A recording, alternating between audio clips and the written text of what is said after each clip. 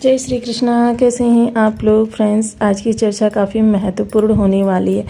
आज हम चर्चा करने जा रहे हैं, सबसे पहले तो ग्रहों की स्थिति को देखेंगे और यह देखेंगे कि किस ग्रह का सर्वाधिक स्थानों पर प्रभाव आपके आने वाला है, क्योंकि इसके द्वारा ही जान सकेंगे हम कि कौन सा ग्रह इस समय हमारे लिए काफ़ी महत्वपूर्ण है। क्योंकि जितने ज़्यादा स्थानों पर ग्रह का प्रभाव रहेगा उतने ही ज़्यादा स्थानों से आपके लिए लाभ निकल कर आएगा उस ग्रह के द्वारा किए गए कृत्यों के द्वारा।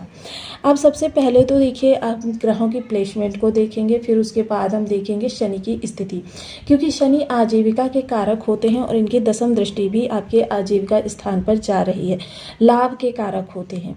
तो बेहद महत्वपूर्ण होकर ये लग्न में बैठे हुए हैं और लग्न में बैठकर इनकी जो स्थिति है वो किस तरीके से रहेगी और इनके प्रभाव किस तरीके से रहने वाले हैं। देखिए, प्रत्येक व्यक्ति जो होता है शनि से डरता है। शनि जो काफ़ी कठोर ग्रह माने जाते हैं और कठोरता के कारण ही इन्हें पाप संज्ञा दी जाती है। हालांकि यदि देखा जाए तो ये देवत्व को प्राप्त हैं, देवपुत्र हैं, लेकिन कठोरता और इनकी जो दंड विधान है उसके कारण इनको पाप ग्रहों की श्रेणी में रखा जाता है। जिस समय ये अपने दंड विधान का प्रयोग करते हैं, फिर उस समय इनको ये नहीं पता होता है कि सामने इनके कोई इनका अपना है या उस पर दया की भी आवश्यकता है। ये अपने विधान को पूरी तरीके से करके ही तभी उस पर अपना। अब प्लेसमेंट यदि देखी जाए तो लग्न में शनि का गोचर हो रहा है और आपके तृतीय स्थान पर मंगल का गोचर हो रहा है, जो कि कारक हैं। साथ ही साथ आपके घर में यानी कि सुख भाव में सूर्य और वक्री बुध का गोचर हो रहा है। पंचम स्थान पर देखा जाए तो गुरु का गोचर हो रहा है। गुरु जिस स्थान पर गोचर कर रहे हैं तो इस स्थान को देखिए, गुरु का आना यानी आपके पूर्व जन्म के शुभ कर्माज का शुभ फल आपको प्राप्त होना, यानी कि कभी कभी आपके साथ अचानक बहुत अच्छा हो जाए तो समझ लीजिए कि ये पूर्व जन्म के संचित शुभ कर्माज इस समय पर प्रभावी हो रहे हैं। वहीं अगर देखा जाए तो षष्ठ स्थान में शुक्र और केतु की युति बन रही है, जो कि काफ़ी शानदार है, और द्वादश स्थान पर आपके राहुदेव विद्यमान हैं। ये तो है आपके 8 ग्रहों की प्लेसमेंट। अब 8 ग्रहों की प्लेसमेंट में यदि देखा जाए तो प्रत्येक ग्रह के हम नक्षत्र को देखेंगे, दृष्टियों को देखेंगे। सबसे पहले शनि जो गोचर कर रहे हैं वो रेवती नक्षत्र के अंतर्गत गोचर कर रहे हैं। रेवती नक्षत्र स्वामी बुधदेव महाराज होते हैं और बुधदेव महाराज जो हो इस समय है वक्री अवस्था में। मंगल जो पुनर्वसु नक्षत्र से गोचर कर रहे हैं। पुनर्वसु नक्षत्र काफ़ी महत्वपूर्ण होता है और यह गुरु से शासित नक्षत्र है।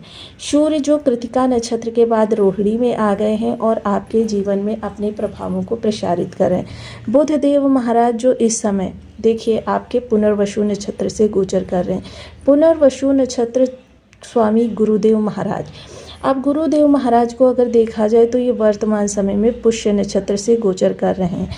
पुष्य नक्षत्र नक्षत्रों की श्रेणी में सर्वश्रेष्ठ नक्षत्र की इस आता है और इसका प्रभाव काफ़ी शानदार होता है। वहीं शुक्र के लिए कहें तो शुक्र भी इस समय रोहिणी नक्षत्र से ही गोचर कर रहे हैं। रोहिणी नक्षत्र काफ़ी महत्वपूर्ण नक्षत्र है और इसका प्रभाव जिस ग्रह पर भी पड़ता है उस ग्रह में सकारात्मकता बहुत ज़्यादा आ जाती है। केतु जो स्वयं के ही नक्षत्र मघा नक्षत्र में गोचर कर रहे हैं। हालांकि नवमांस के माध्यम से अन्य ग्रहों का इन पर प्रभाव है, लेकिन इस समय मघा नक्षत्र से इनका गोचर होने के कारण केतु स्वयं के ही नक्षत्र से गोचर कर रहे हैं।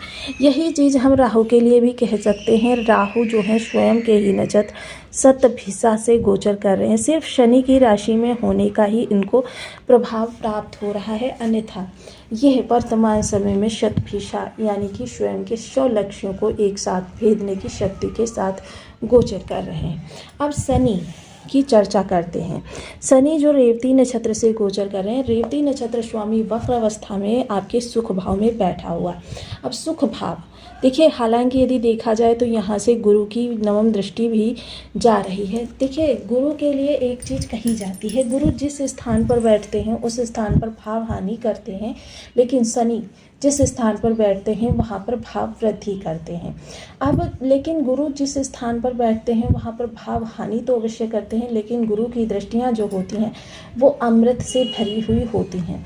गुरु की नवम दृष्टि जो अमृत तुल्य है वह आप जब शनि पर जाएगी तो इसका प्रभाव क्या मिलेगा। और रेवती नक्षत्र के स्वामी बुध देव जो कि पुनर्वसु नक्षत्र से गोचर कर रहे हैं, गुरु का यहाँ पर भी प्रभाव है। अर्थात ये किस तरीके से रहने वाला है, मोस्टली अगर इस समय पर देखा जाए तो गुरु का प्रभाव ज़्यादा स्थानों पर है, तो जिसके कारण से देखिए इस समय आपके लिए सकारात्मकता बनी रहेगी। हालांकि चीज़ें थोड़ी सी विषम अवस्था में आएंगी, लेकिन अगर आप उनको थोड़ा सा संयम धैर्य के साथ रियलाइज़ करने की कोशिश करेंगे, संभालने की कोशिश करेंगे, तो चीज़ें संभलते हुए देर नहीं लगेंगी। तो चलिए चर्चा को आगे बढ़ाते हैं। यदि आपकी लग्न में 12 नंबर बना हुआ है तो राशिफल आपके लिए, यदि कुंडली में कहीं भी चंद्रमा के साथ 12 नंबर बना हुआ है तो राशिफल आपके लिए, कुंडली ना होने की स्थिति में आप इसे नाम राशि से भी देख सकते हैं। यदि अभी तक आपने अपने इस चैनल को सब्सक्राइब नहीं किया है तो प्लीज़ सब्सक्राइब कर लीजिए, वीडियो को लाइक कर दीजिए, चैनल को शेयर कर दीजिए। इससे होगा क्या कि हमारे आने वाले हर वीडियो की नोटिफिकेशन मिल सकेगी आपको सबसे पहले। एक प्यारा सा कमेंट करना बिल्कुल ना भूलें, कमेंट से हमें बहुत मोटिवेशन मिलता है, हौसला मिलता है और ये पता चलता है कि आप और क्या जानना चाहते हैं। सर्वप्रथम शनिदेव महाराज जो कि लग्नगत बैठे हुए हैं। देखिए शनिदेव महाराज का जो कर्म होता है वो काफ़ी शानदार होता है। शनि प्रभाव तो देते हैं, लेकिन जब देते हैं काफ़ी शानदार प्रभाव देते हैं। शनिदेव महाराज जो कि अपने कर्म से बिल्कुल भी डिगता नहीं है, अपने कर्म से ईमानदारी रखता है, अपने कर्म को सही दिशा में लेकर जाता है। देखिए पिछले समय में मीन राशि के जातकों के कैरियर को बहुत अच्छा इन्होंने ग्रोथ दिया है। अब कुछ लोगों को देखिए, वो बहुत कम लोग हैं जिनको अभी तक कोई अच्छा प्रभाव नहीं मिला है और उनकी जो शिकायत है वो भी बहुत बड़ी है। अब देखिए सबसे पहले यहाँ पर भी चीज़ों को थोड़ा सा समझना होगा। जिन लोगों को अच्छे प्रभाव नहीं मिले हैं या तो उनके बर्थ चार्ट में शनि या फिर बुध की स्थिति बहुत ख़राब है। इसके अतिरिक्त एक चीज़ ये भी हो सकती है कि उन्होंने अपने कर्मांश के द्वारा इन ग्रहों को इतना ज़्यादा खराब किया हुआ हो सकता है कि जिसकी वजह से ग्रह चाह कर भी उनके लिए कुछ अच्छा नहीं कर पा रहा है। अब शनि तो मजदूर वर्ग के कारक ग्रह माने जाते हैं। मजदूर वर्ग के हकों का हनन करना, अपने कार्यों से ईमानदारी ना करना, अपनी जिम्मेदारियों से भागना, ये चीज़ें जिनके अंदर होती है उनके लिए शनि कुछ नहीं करते। और या फिर जो बार बार अपने कर्म को बदलते रहते हैं, 4 दिन कोई और कर्म किया, 4 दिन कोई और कर्म किया और उसके बाद वो कोई और कर्म कर रहे हैं, ऐसे लोगों के लिए शनि कभी भी अच्छा प्रभाव नहीं देते हैं, उदासीन रहते हैं। बुध जो होते हैं वो आपके झूठ बोलने से, असत्य भाषण करने से खराब हो जाते हैं और बहन व बेटी का अपमान करने से या इनको उपेक्षित करने से भी बुध खराब हो जाते हैं। तो ये अगर कृत्य आपके अंदर है तो जाहिर सी बात है कि आपके ग्रह जो हैं आपको अच्छा परिणाम नहीं दे पाएंगे। साथ ही साथ जिन लोगों के ये कृत्य नहीं है तो फिर उनके लिए, क्योंकि शनि यहाँ पर आपकी लग्न में बैठे हुए हैं, आपको बहुत ही ज़्यादा सहनशील बना रहे हैं, कर्मठ बना रहे हैं। क्योंकि देखिए कोई भी ग्रह उसकी जो प्रचंडता देखनी चाहिए या वो कितना ज़्यादा हमें शुभ प्रभाव दे रहा है ये चीज़ देखनी चाहिए, तो सबसे पहले उसकी कारक चीज़ देखनी चाहिए कि वो किस चीज़ का कारक है। अब शनि कर्म के कारक हैं। जब ये इस स्थान पर आए थे तो ये भी बहुत कहा गया था, इन्होंने लौह पाए से गोचर किया है तो शानदार होता है लौह पाया, लेकिन शनि कर्म के कारक हैं। तो जाहिर सी बात है कि आपके सामने इस समय पहले की अपेक्षा बहुत ज़्यादा कर्म में वृद्धि हुई है, बहुत ज़्यादा आपकी जिम्मेदारियां बढ़ी हैं और उन्हीं जिम्मेदारियों का निर्वहन करते करते कभी कभी आप इस स्थिति में आ जाते हैं कि आपका मन अशांत हो जाता है, आपको बेचैनी सी आने लगती है। और इस समय पर कुछ ऐसा भी आपके साथ हो रहा है कि यदि आप अपने मन की व्यथा किसी से शेयर करने के लिए खोजते हैं ना तो वो भी आपको नहीं मिल पाता। कारण क्योंकि शनि देव ने आपको स्वयं को इतना ज़्यादा कठोर बना दिया है कि आपने एक दूरी बना ली है समाज से, और यही दूरी इस समय आपके एकांत का मुख्य कारण है। क्योंकि शनि जब इस स्थान पर आते हैं यानी लग्नगत आते हैं तो जाहिर सी बात है कि लोगों का वास्तविक चेहरा आपको दिखाने लगते हैं। और जाहिर सी बात है कि जब लोगों का वास्तविक चेहरा व्यक्ति देख लेता है, मुखौटे के ऊपर मुखौटा, तो वह उनसे एक दूरी बना लेता है।